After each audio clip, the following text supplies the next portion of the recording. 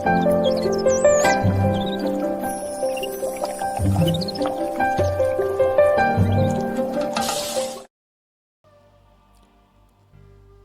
The lord. దేవునికి స్తోత్రం. ప్రభువునందు ప్రియులైన దేవుని బిడ్డలందరికీ, ఈ అనుదిన వాక్యాన్ని వీక్షిస్తున్న ప్రతి ఒక్కరికి ప్రేమపూర్వక వందనాలు. ఈరోజు అనుదిన వాక్యాన్ని మనం చదువుకుని ధ్యానం చేద్దాం. అపొస్తలుల కార్యములు 13వ అధ్యాయము 47వ వచనం. ఏలయనగా నీవు భూదిగంతముల వరకు రక్షణార్థముగా ఉండునట్లు నిన్ను అన్యజనులకు వెలుగుగా ఉంచి ఉన్నాను అని ప్రభువు మనకు ఆజ్ఞాపించిననిరి. ఈరోజు దేవుడు నీతో మాట్లాడుతున్న విషయం జాగ్రత్తగా గమనించాలి. దేవుడు నిన్ను భూదిగంతముల వరకు రక్షణార్థముగా ఉండినట్లుగా నిన్ను అన్యజనులకు దేవుడు ఒక వెలుగుగా నిన్ను దేవుడు నియమించుకున్నాడు అనే విషయాన్ని నువ్వు గమనించాలి, జ్ఞాపకం చేసుకోవాలి. నువ్వు అనుకుంటున్నావు, ఏదో అనుకుంటున్నావు, నాకు దీంతో సంబంధం లేదు, నాకు ఈ పరిస్థితులతో నాకేమీ లేదు, అది వాళ్ళకి సంబంధించింది అని ఒకవేళ నువ్వు ఆలోచిస్తున్నావేమో. కానీ దేవుడు నిన్ను తన ఒక ప్రణాళికతో, ఒక ఉద్దేశంతో, నీ మీద దేవునికి ఒక సేవా ప్రణాళిక ఉంది.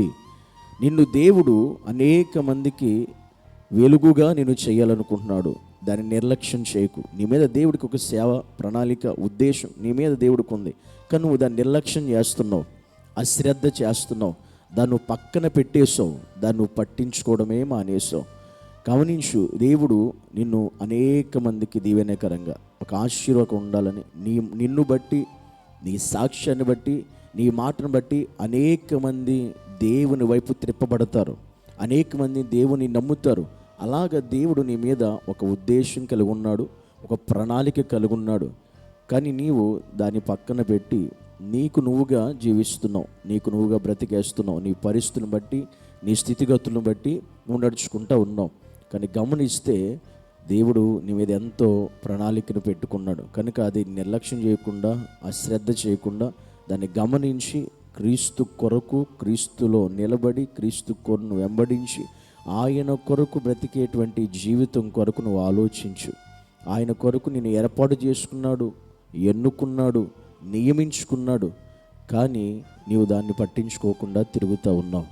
అందుకే దేవుడైతే నిన్ను గొప్పగా వాడుకోవాలని, ఉన్నతంగా నడిపించాలని, నీ ద్వారా గొప్ప సేవ జరిగించాలని, నీ ద్వారా అనేకమైనటువంటి నశించిపోయే ఆత్మను దేవుడు రక్షించాలని దేవుడు ఎదురు చూస్తూ ఉన్నాడు.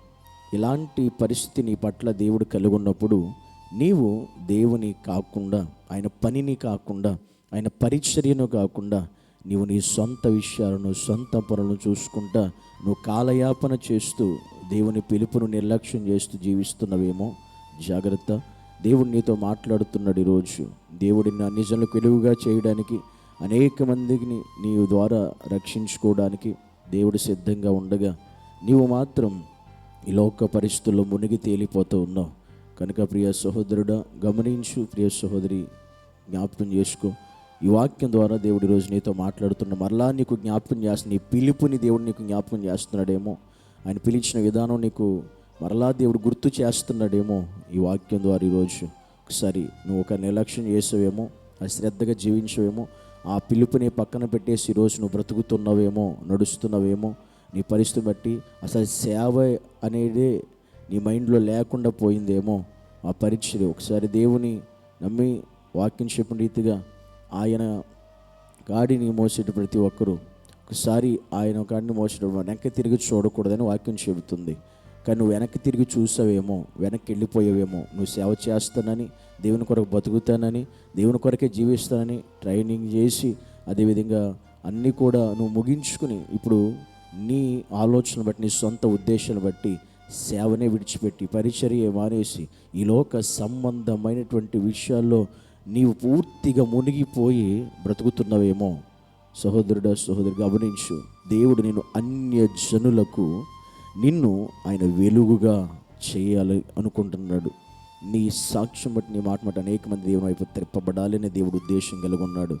కనుక ఇకనైనా గమనించి దేవుని పిలుపులోకి రా, ఆయన పరిచర్యలోకి రా, ఆయన ఉద్దేశాన్ని నెరవేర్చు, ఆయన చిత్తాన్ని జరిగించడానికి నిన్ను నువ్వే సిద్ధపరచుకోవాలని ప్రభువు యొక్క ప్రేమతో ఒక దైవజనుడిగా ఈరోజు నీకు ఈ విషయాన్ని దేవుడు నీకు తెలియచేస్తూ ఉన్నాడు కనుక నువ్వు అది గమనిస్తే గ్రహిస్తే ఇప్పుడే ఒకసారి తిరిగి ఆయన వైపు నువ్వు రాగలిగితే నేను ఒక బలమైన సాధనంగా, ఒక ఉన్నతమైన పాత్రగా దేవుడు నేను వాడుకోబోతున్నాడు. కళ్ళు మూసుకుందాం, ప్రార్థన చేద్దాం. పరిశుద్ధుడైన తండ్రి, నీకు వందనాలు.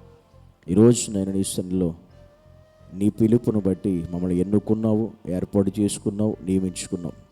కానీ ఈరోజు అనేక మంది నీ సేవ ప్రణాళికను పక్కన పెట్టి, పరిచర్యను పక్కన పెట్టి నిర్లక్ష్యంతో అనేక మంది ఈరోజు జీవిస్తున్నారేమో.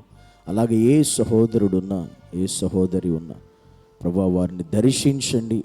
మరలా నీ పరిచర్యలోనికి, నీ సేవలోనికి వారు అడుగు పెట్టి నీ ఉన్నతమైన నామాన్ని గణపరచువారుగా, నీ నామాన్ని ప్రకటించువారుగా వారిని సిద్ధపరిచి సహాయం చేసి నీ నామానికి మహిమ పొందుకోమని, పూర్వపు బలమును, శక్తిని, సామర్థ్యాన్ని, అభిషేకాన్ని మరలా తిరిగి నీ బిడ్డలకు దయచేయమని యేసు నామములో ప్రార్థించి అడిగి వేడుకుంటున్నాము పరమ తండ్రి.